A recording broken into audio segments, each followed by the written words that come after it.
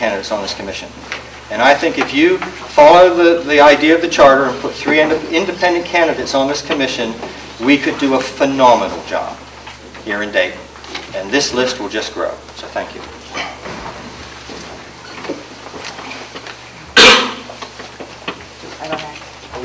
Yeah, you're next. Yep, you're next, Dan. And it's 3 minutes? Yep. Okay.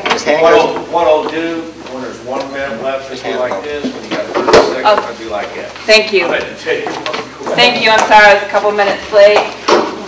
Good evening. It's nice to be back here. I think every election you guys have a candidate's night in his basement. So I'm Nan Whaley, Dayton City Commissioner. It's been an honor being your commissioner for the past 8 years. I decided to run for mayor because I think we need a mayor that has focus and vision to really move the city forward. I'm really proud of, I've unveiled a jobs plan and a neighborhood plan and a vibrancy plan that we call the roadmap to Dayton's future. You can see it on my website. I don't print it out. It's about 20 pages, and so if you'd like to read it, you can go there. If you don't have a computer, I guess I could print it out and mail it to you, but we are really proud of the roadmap for Dayton's future, where we talk about creating jobs and making sure that we use our assets in the city, such as manufacturing, water, and Wright-Patterson Air Force Base are 3 examples. There's 8 different assets that we focus on, really making sure that we work on creating jobs, which I think is something that the mayor can use, be specific, and work really hard on. On manufacturing, I'm proud to have started a manufacturing task force. I believe it's really, if people have jobs, a lot of other problems go away. You know, they take care of their house, they can worry about their kids. Those kind of issues can go away if people have jobs, and so we really need to work on making sure that we create good paying jobs here in Dayton, Ohio. As city commissioner, I've worked really hard on the neighborhoods. I've fought for making sure that we've gotten demolition money to take down properties that are just really quite a blight. I don't think it's fair that if I pay my taxes or you pay your taxes, that you have to live next to a site that is really unsafe, frankly. And so we really need to make sure that the people living in the city feel safe and feel like they can redesign their neighborhood and deal with some of these properties that have become a problem and really won't be rehabbed. We're still doing some rehab in some places. I think specifically in your neighborhood there's been a couple of rehabs. We're really trying to make sure that we get some of these properties down that aren't marketable anymore. And then finally, I think that the core of our community is about being an open community and being welcoming to everyone. And I like to tell people, you know, I'm not from this community, but this community welcomed me and really encouraged me to become part of the city. And I think if we continue to do that and welcome other people coming in, we will grow. And that's what's been, I think, really strong about the past 4 years and past 8 years. And I think that that's really important, an important value to us in our core. The election's obviously May 7th. I'm here because I want your vote. I'm asking for your vote. We're knocking on doors and talking to voters every day. And I hope you'll consider me for mayor of Dayton. Thanks.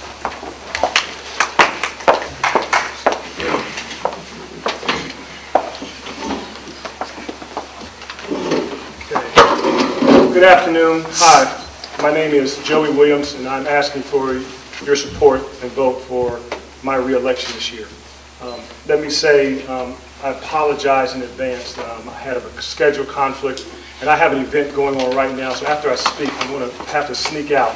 But I really wanted to come by. This has always been such a good neighborhood to me. I've always enjoyed the candidates' nights here. I at least wanted to come by and say hello and just talk a little bit about the campaign before I have to sneak away. It's actually kind of nice because the mayor and Nan, we serve together now, and they both talked about some of the good things that are going on in the city, and I want to see those things continue. And then the only thing I would probably differ on from what the mayor said is the mayor would like to say it happened 3.5 years ago. I'd like to say it happened 12 years ago. And the reason you'll say maybe 8, so I'll say 12 years ago. And the thing that happened really 12 yees ago is we really had a fundamental change in how we did business at City Hall. Prior to when I was elected, the city commissioners would meet and talk about issues on an as-needed basis when the staff would come and tell them there's something going on. When I came on, the first thing I asked was, why aren't we meeting to talk about the finances monthly? I'm a banker by trade, so that's kind of what I'm used to doing. I said, can't we talk about things monthly? And first there was a little bit of conversation about it back and forth, but we started doing it. And I'm glad to say that for the past 12 years, we have been meeting monthly to talk about our finances. So when you read in the paper about cities around this country, some have been taken over by their state. Some just around this region are raising their income taxes. Some have filed bankruptcy. That's not happening here in the city of Dayton because we are good stewards of your dollars. And when we're good stewards of your dollars, that gives us the opportunity to do all the things that Nan and the mayor have talked about, and all the things that I'm sure the other folks who are running for commission will talk about also. So what I really want to say in my short time is, if you re-elect me, you will have someone on the commission who's very serious about making sure that we take care of the dollars that we have so we can do all the great things that we want. I've had my literature passed out, so you'll get a chance to see a lot more about my platform here, or if you go to my website on joeybwilliams.com. But I just want to tell you, it's been a real pleasure being a public servant for you guys over really the last 20 years now. I really love serving the city of Dayton, and I'm asking for your support for my re-election. Thank you very much. Some time to spare. Stopwatch like you do. Good evening. My name is David K. Greer. Some of you know me because I've been here a couple of times before, different events that you have given. I'm a lifelong resident of Dayton, born and raised here. I'm a retiree from Wright-Patterson at 31 years. In 1996, when I first moved into the house I live in now, a lady came to me and welcomed me into the community and introduced me to the neighborhood association. I was kind of reluctant initially, but then I went on to say, well, why not get involved in a new neighborhood, new home? So I got involved in, and I became the community council member to the Northwest Priority Board. Within 2 years, I was elected as the vice chair of the Northwest Priority Board. I've been involved with the Priority Board for 14 years now, and since 2005, I've been the chairman of the Northwest Priority Board. That has given me the opportunity to work with the citizens as well as the entities at City Hall. And I've learned a lot about the processes and protocol. And what I've learned is there needs to be some revamping and refinement because the procedures and processes as well as some of the protocols do not address the concerns and the needs of the people. You know, my platform is based on keeping the people first. You know, I get numerous calls per week from residents who's got issues in their communities. And to try to utilize the vehicles at City Hall to get an end result has not been that successful across the board. So I decided, well, I've been trying for 14 years to make a difference using this system, being that conduit and the voice of the people. And maybe it's time for me to attempt to do it from within. And from within, I hope to be able to change the mindsets to whereas it's more inclusive of the needs and the desires of the people as opposed to the bureaucracy that has a tendency to inundate all kind of end results. People have gotten to the point to whereas there's an alienation, so to speak, associated with our city government infrastructure, and we don't need that. We need to be unified and solid in what we do in order for us to prosper. So on May the 7th, I hope you'll consider voting for me for City Commissioner. Thank you. Hello everybody, my name is Joe Lutz, Belmont grad, 78, familiar with the neighborhood. I was wandering around today, looking around, and I want to say that the neighborhood is beautiful. The housing quality here is very good. I looked at what the situation was. You have only 7 properties on the nuisance housing list, which is not great. But that's still not bad. That's something you're going to be able to take care of. Formerly, I was a professor of engineering at Sinclair for 6 years. Also, I started 2 businesses in my time. I've written 3 books. I've done a lot of different things well, and I hope to do this job as city commissioner for you well as well. You know, I guess when I started running, I had to go knocking on doors, talk to a lot of different people, met a lot of people, and I went to all different corners of the city. Honestly, when I first started my candidacy, I was a bit pessimistic. I felt as if maybe the city of Dayton was somehow, at risk of going under, so to speak, that we'd gone too far downhill. But now that I've gone around the city and I've looked around and met a lot of people here, I'm not kidding. I'm very optimistic about the situation that we have for us all right now. My biggest issue in this campaign is the housing blight issue, and I would like to take the majority of any new funding that comes into the city of Dayton and push it into cleaning up the housing blight problem in the city. I think that the housing blight leads to crime, and I think that this is a problem that we can attack and we can be successful. If you think of the time of the Great Flood, this is a metaphor I like to use. When the flood hit, it was so obvious to everybody. There was this disaster that happened.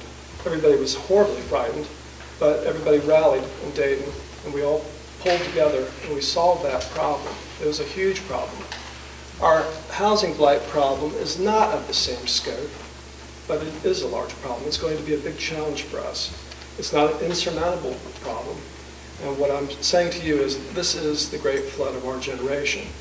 And I want our children, our grandchildren, to look back on our generation and say that these guys, these people here, us in this room, all of us sitting here now, that we stood up to the challenge and solved this problem. So, thank you.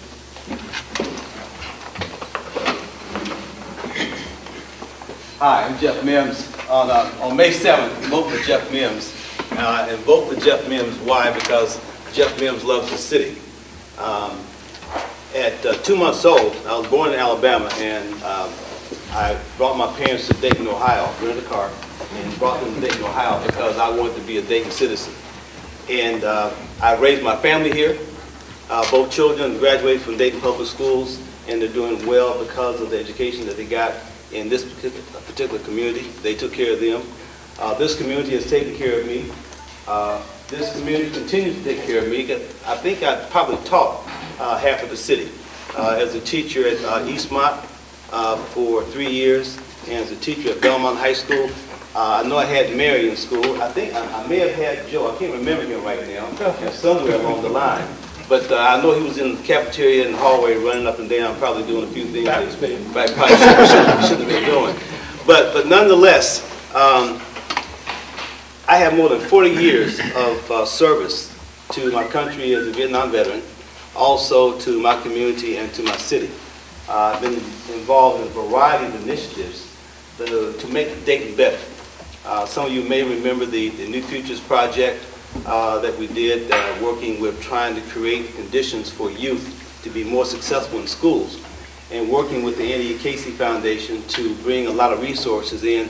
In fact, we brought $20 million into the city over a 5-year period of time to try to help minimize the non-school problems that children had before they came into the school system.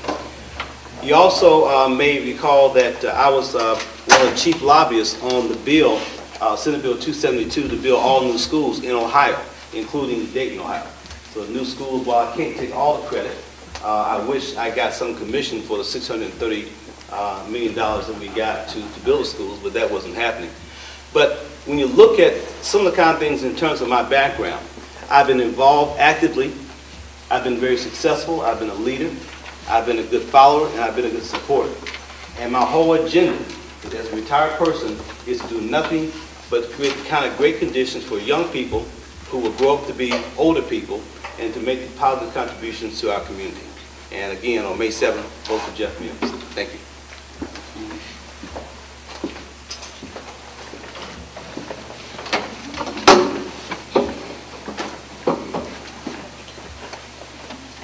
I bring my own stopwatch after years of having my time cut off by people, and I would like to make the best use of my time.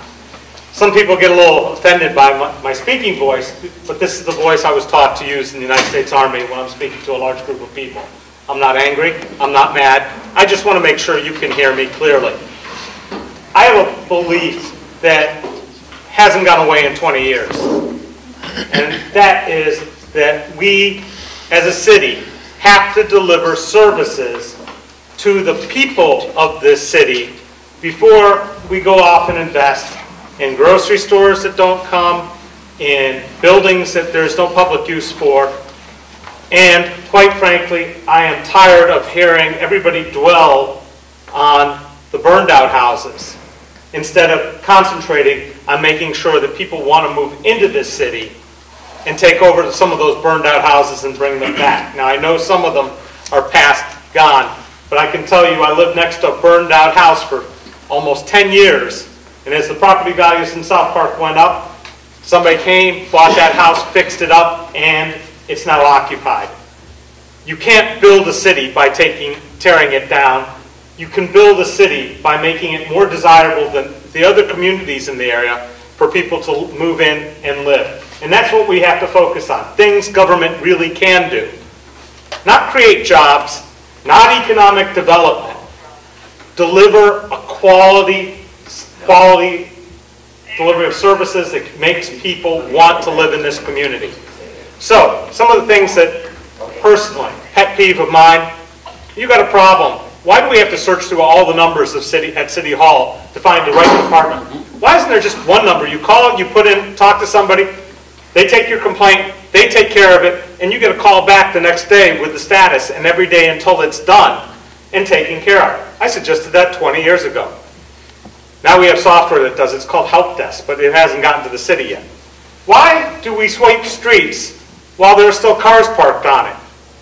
That has bewildered me for years. If they can sweep the streets in New York City and get the cars off the street when it's time to sweep, we can do that here too. But those are minor things. Well, sort of minor, until you realize that all these little things add up. Like when you call for the police, we need the police to come. When you call for the fire, we need the fire to come. We are not delivering services at the level that you deserve and that you paid for. We don't have a Parks and Recreation program anymore, and then we wonder why we have a problem with crime. Children need after-school activities. We've got problems with how our priority boards have been set up. We need a new system. I have those ideas, and we'll talk more about them today. Thank you. Okay, AJ, we'll come back to you. Thank you. My apologies. Sorry I was late. So my name is AJ Wagner. I'm running for mayor. You know, since 2006, this area has lost 30,000 jobs. Dayton continues to lose jobs. And they've lost jobs while other Ohio cities are gaining jobs. We continue to lose jobs. We have, as an area, lost population. In the past year, we've gone up just a tick, but we've been losing population for many years. This has caused a number of problems for our city and for our community that need a new set of eyes, that need some new ideas. A set of eyes, I think, that were born with an education degree that I got to begin with. And I was a school teacher at one time, and value education. Education is one of the most important economic development tools we have. It's one of the most important anti-poverty tools we have. It's one of the most self-improving tools we have. Anti-crime tools. Education will help a lot. We also need to take care of our housing. Our housing is a mess. You've seen too many houses in this neighborhood go from owner-occupied to being rental houses. Over half our houses now in the city are owned by somebody who lives somewhere else. And that is a huge problem for us. If we don't crack down on housing inspection on those folks who don't live here, they will drain those houses of all their value, and they will walk away and leave the mess to us. We need to develop programs that hold their feet to the fire, that ask for more quick action than we've been getting through our housing department. We need more housing inspectors. We need to market those houses in the best ways we possibly can.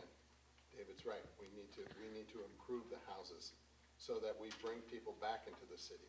We need to offer incentive-type programs that do that sort of thing. We also need to make sure that we step up our safety forces. I have asked our our Civil Service Board to consider dropping the test. And I've done that because my time is up. Now you got 30 seconds. Oh, 30 seconds, I apologize. Okay. So I've done that because if we can hire, right now, if there's a vacancy in the police or fire department, then we have to wait for like 20 of them. And then we have a class, we have tests, we have a class, and then they go back to the streets. That means that our forces, our safety forces are always too thin. They're always operating with fewer people than they have. We can improve on that and put more on the street. Now I'm done. Excellent. So now we're going to have time for questions. So I just ask that you keep your answers to a minimum so that we can get everybody in. So don't everybody raise your hand at once, but who has a question? Okay, Charlie? I'm a member of the Priority Board. I've been a member off and on for almost 15 years. And I've seen some changes go in the Priority Board. Some of them have been good, some of them have been not so good. I'm just wondering, just from the probably, well, from anybody, where do you see the priority boards and the neighborhood associations in the next 10 years? Just reverse order, maybe this time? Yeah, fine. Okay, all right, go ahead. I've always been kind of amazed at the priority board system as someone who came in after it had been established. But it seemed to me like an extra layer of bureaucracy in between the people and the people in power. In fact, I often saw things for the priority board to die. I believe that it's hard enough to have a good, strong neighborhood organization, and then to have extra time committed to go to extra meetings of the priority board, and then go through all that, and then report back and forth. It got too complex. As our city shrunk, it definitely became overwhelming. So my idea, straight from the beginning, is work on strengthening neighborhood associations, because that's where the rubber meets the road, right there. So we take the neighborhood associations, and we have them have, the president of each neighborhood association needs to meet directly with the city manager on a regular basis. Because the city manager is the one who gets things done. He just takes direction from the commission. The commission can also meet with the neighborhoods that way. Same process. But the key here, and the real key is, the neighborhoods that have strong neighborhood associations are the neighborhoods that are doing well. So what we have to do is we have to start again with the community activist idea and get people to help other neighborhoods, the ones that don't have neighborhood associations, to be able to form their own and to move along. And to do this, we need to set a set of parameters of what you get rewarded for doing. You know, we let the neighborhood associations figure out what works and then teach it to other neighborhood associations. And you will get rewarded for how well you teach the one you pair up with. And so that we bring everybody up to speed and get neighborhood associations working throughout the city. Cut out the extra layer of bureaucracy. Let neighbors help other neighbors and share best practices. A lot of this can be done via social media. A lot of this can be done by having a real set of parameters on what we want to see rewarded. You get more people coming to your neighborhood meetings. You do after-school activities for kids. You organize basketball team. Those sorts of things.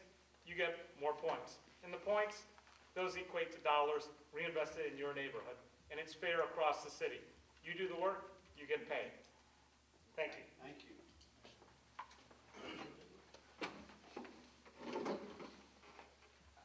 I think, I recall in 1983, we, with the former city manager, Rick Helwig, developed a similar process to the priority boards for the school system in Dayton. At that time, we had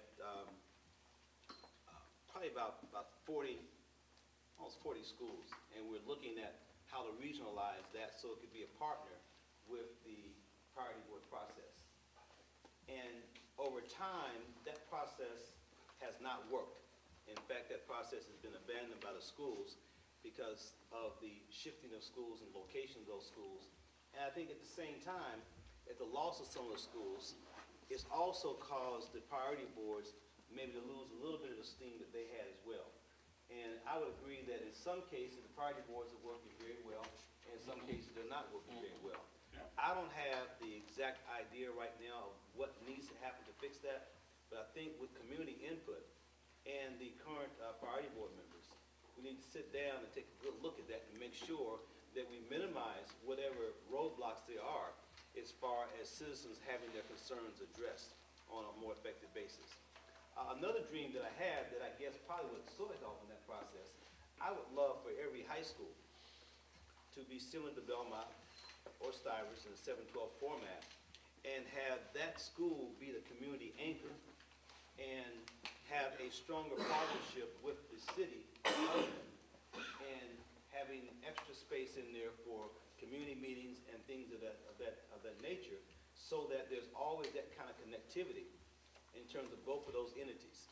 Because as was mentioned before, and there's no secret, so goes the city, so goes education. So goes education, so goes the city. It's a partnership.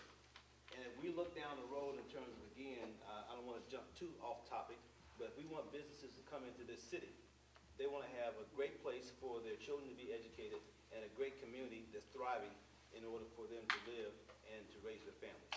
I'll stop there because I'm sure we'll get that topic later. Yep. I've thought about this a bit, Charles, and my feeling is that the priority board has too much mix of neighborhood issues. They get mixed into more of like the priority for the whole city.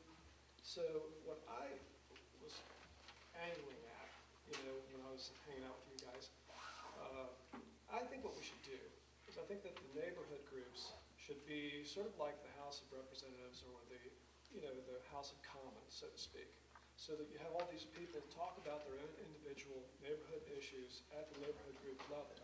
What I would like to see the priority board become would be more like a Senate. So every neighborhood group would send perhaps 2 representatives, and then what would happen, you see, is the people from the neighborhoods would know their own particular neighborhood issues, and then they would come and they would meet with other people who have their neighborhood issues, and clearly then the synergies, the priorities for the city would start to manifest themselves in their conversations. So that's my feeling for where we should evolve. That the priority board should actually alter to more of a Senate, where it would be stocked with perhaps officers in the neighborhood groups. And number 2, I don't know if it's possible or not, but it seems to me like if we went that road, it's possible that we could actually funnel a little bit of money into the neighborhood groups. I'm not sure exactly how much we could afford, but actually get a little bit of a budget going into the neighborhood groups. And the neighborhood groups that don't have, or the neighborhoods that don't have a neighborhood group, I think that this might help them get started, with some of the paperwork they need to generate in order to facilitate the formation of a neighborhood group. So I think we should probably put a little bit of money into the neighborhood groups. That's where I'm at.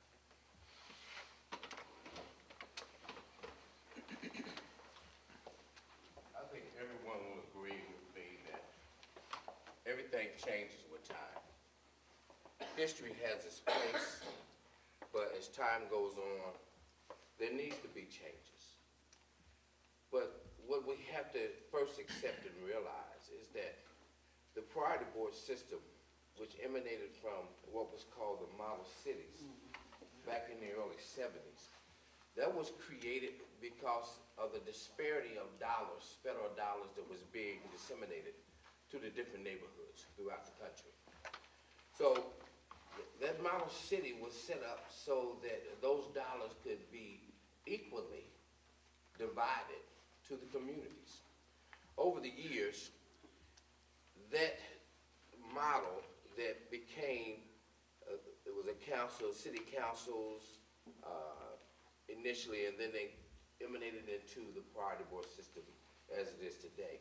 The design include everything you've heard thus far this morning on this topic. However, what happened was that there were initiatives and individuals that contributed contributed to the priority boards not working as they were designed to work. They were designed to work inclusive of the neighborhood associations, you know, but when you had neighborhood associations that would call certain entities at City Hall and they would cater to it, and some neighborhood associations that would call and they would be sent immediately to the Northwest Priority Board, the dissension was created across the city that the priority boards weren't no good, and some would say, well, who needs the priority boards if we're getting it done? That contributed to the demise of the priority boards over the years. Now, there was positive things that came out of it as well, because those neighborhood associations that were working and participating in their communities, you know, they were working with the priority boards, and you had positive feedback, okay? But on the other side of that coin, you didn't. And so unfortunately in our society, we find reasons to point a finger at different entities and different individuals just so that we can satisfy our own individual desires. And that gets in the way.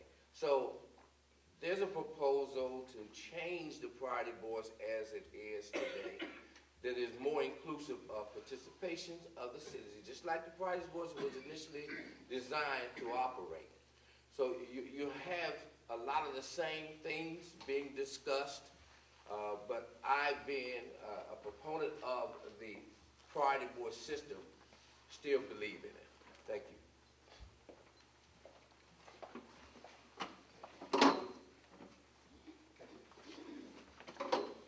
I'll let Mr. Greer is the chairman of the Northwest Priority Board. He's on top. I was right around the beginning of the priority boards, and Charlie, we've been known each other that long, I think, because he was very active with City Hall when I was a legislative aide back in the 70s at City Hall. And the priority boards were good. I mean, not only were they good, they were nationally known. It was a national model to follow. But back in those days, they were well funded. And we had staffs, they all had some money to dole out to the neighborhoods. They all had good elections that the whole community was notified when a seat was up and available, and everyone was told when the elections were, and you were sent ballots. And so there was all this participation that came from the ground up that was wonderful. But as the years have gone by, the city has been unable to keep it funded, and so what's happened over the years with the defunding is they've become less and less and less effective, simply because they didn't follow the formulas that they had from the beginning. To the point now where it's unclear whether we're getting full citizen participation out of the priority boards and whether there's full full use of them that was originally intended. I think the priority boards were good, and I think they could still be good if we properly use them, fund them, and direct them. But that's only half the problem. The citizen participation is only half the problem. I think we also have a problem with city commission mayor participation. I mean, there's the bottom up, maybe in the top bottom, and I can't tell you which one's which. But I will tell you that the proposals that I've seen, from the city commission to do away with the priority boards, is suggested that there'll be a quarterly meeting with all neighborhood leaders. So 65 neighborhood leaders come to a meeting and get, 2 hours maybe with maybe the city manager, maybe the director of planning, maybe the mayor, maybe the commissioners, I don't know. And they'll get 2 hours. That's just not going to work. I'm proposing that if I become mayor, that I will have a weekly breakfast or lunch, and everybody's invited. And I'll have a big room, and you can all come, and you can talk to each other, and we can talk about each other's problems, and you can file your complaints. After I left the city commission office as legislative aide, I also became the complaint guy, as David Esrati has pointed out. I was the guy in the city manager's office if you filed a complaint with, and I'd follow the process through before computers. We can do that too. And we can do that with these weekly meetings. And weekly, I can come back to you and report what we're doing and and how we're doing it, and how we're not, or we are or not getting it done. So, there's got to be participation from both ends, and I hope to do that. Are you buying lunch or breakfast? No. It's on David.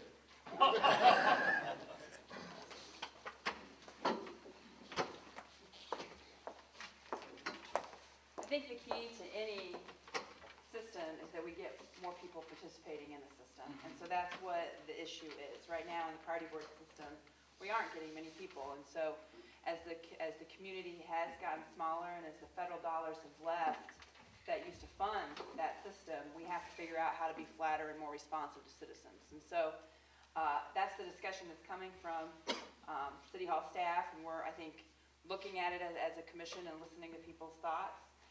But it is really important, I think, right now that we make sure that the system is easy to use, and what we've found is that most people find the easiest entry is into their neighborhood.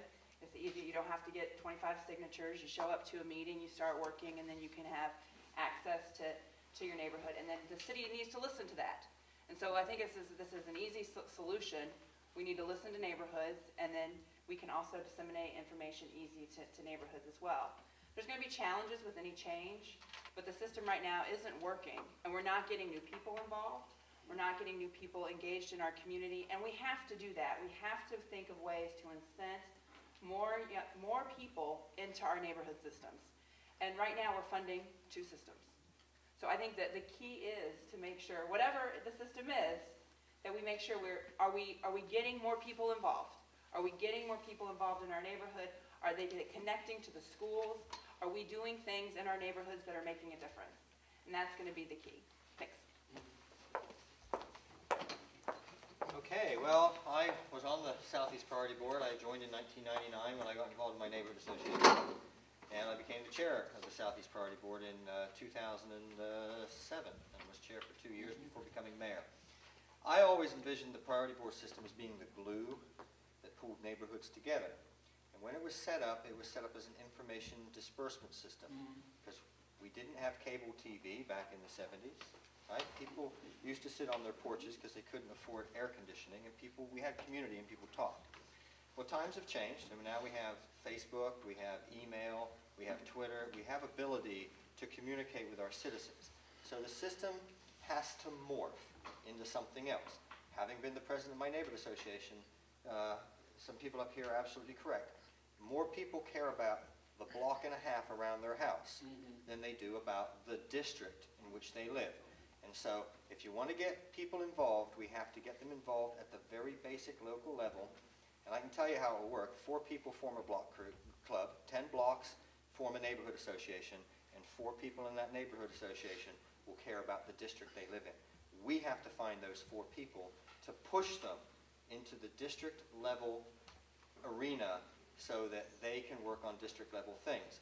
These priority boards were becoming neighborhood, excuse my language, being sessions. We have a child here, BIT, sessions. And that's for the neighborhoods. What we should have had, instead of having a neighborhood officer listening to complaints about the house next door, we should have a police lieutenant there talking about crime trends in a district. And Esrati, I think they're listening to you because that's where we're going with your so-called plan. We're trying to move that. But I don't believe in dissolving the priority boards. I believe we need to support them with new people. And this is initially the only way we see of doing it. So don't think that you're a dying entity. Think of it as a rebirth into something better and grander and more feasible.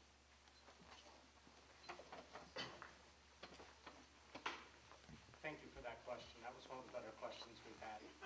All wait. Yeah. So I have a question that I think goes along with this. Can we start with Gary and tell what, like, you're in Walnut Hills, and if you have been actively involved? Yeah. Oh, in Walnut Hills? Well, I mean, I just want you to say. Oh, what's my involvement in the community? Yeah. Well, AJ wants to have breakfast. I show up at neighborhood meetings and I don't tell people I'm coming. I mean, I show up at priority board meetings and I don't tell people I'm coming. I show up at my neighborhood meeting. I can't make it every month, but I think I've made at least 7 of them this year. And I got involved. I showed up at the chili cook-off. Tomorrow, I have to do a cleanup over at Burkhart for the Great American Cleanup Day. I volunteered to go over. Saturday. Sorry, Saturday. I tell you, my life's a blur. Tomorrow's Friday, you're right. But there is a cleanup tomorrow, there is. So, I mean, I do things, and I'm still involved. This tire task force thing that we're working on now came out of a cleanup that I did over 2 years ago over by the priority boards, because I noticed that there was an excessive number of tires and we had to deal with it. So I mean, I'm involved front row and first hand and in the trenches still. So, Nan, what neighborhood are you in? I live in the Five Oaks neighborhood. I've been a member of my neighborhood. I moved into South Park when I bought my house on January 28, 1986. That's the day the space shuttle blew up, the first time. I bought a house for $14,500. It was a little scary to me that I could buy a house for less than the cost of a car. And the first thing that happened to me, of course, which most of you probably remember, could look at the people around here, was I put up the wrong kind of garage doors in the historic district. Of course, nobody ever told me it was a historic district because there weren't any signs saying it was a historic district. It wasn't in the deed. And this all led to the beginning of my political career, because first I went to the neighborhoods, I went to the priority boards, and I went to City Hall. And you know what? Didn't hear a whole lot of listening, but I heard an awful lot of scolding about how I'd done something wrong. And most people would just say, hey, it's only $14,500, walk away and leave this town behind. I didn't do that. My neighborhood, which Joe does live in, actually goes from Maine to Wayne, Wyoming to 35. And my neighborhood has been through its ups and downs, and at one point was very, very divided. And it was at that time that, believe it or not, I was elected president, and I did everything I could to bring the neighborhood back together, the historic, the non-historic. And for Joe saying he doesn't have a neighborhood organization, the people who live right across the street from him have been very integrated into our neighborhood. Larry and Kathy Kraft and their daughter Tracy, they come to our neighborhood meetings. I go to our neighborhood meetings. I've also been on alley sweeps, and it was alley sweeps that I was talking about at the city commission meeting, and how we were paying our trash collectors 56 hours for 30 hours work by the time all this overtime was paid on their make out and quit thing, which got the commission very scared, and they didn't want citizens talking to the commission anymore on camera because I had a big time card. So that led to me pushing the buttons of the authority, getting arrested, and that's a whole long story, but I won 5 court cases on that. But in my neighborhood, I've had a different vision. And that vision, you can see if you go onto YouTube and you search for South Park Soliloquy, which was a 30-minute show I did about the neighborhood, video, in 1996. And it wasn't about the Victorian houses and East Lake trim and all the stuff that the realtors thought was what was selling the neighborhood. It was about the people of the neighborhood. And you can still watch that video today and get a very good feeling for my vision of South Park. One which has neighborhood progressive parties in the summer, one which has chili cook-offs, hot toddy parties, Halloween parade for the kids, Easter egg hunts. We do work in the neighborhood to make our neighborhood the kind of community people want to live in. And that's shown by, ours is one of the few neighborhoods where property values actually went up during this latest recession. I've been heavily involved in my neighborhood, and I've done all kinds of things in terms of the marketing. I help do the website, I host it for the neighborhood, and I've been doing this for a long time. And I understand it starts in the neighborhoods. And the service from up on high needs to come to the neighborhoods. And that's what I have said for 20 years, and that's why I'm asking for you to give me that chance. Just once. Take a chance. Put 3 independents on this commission and see what happens. Thank you. Okay, what I'm going to do is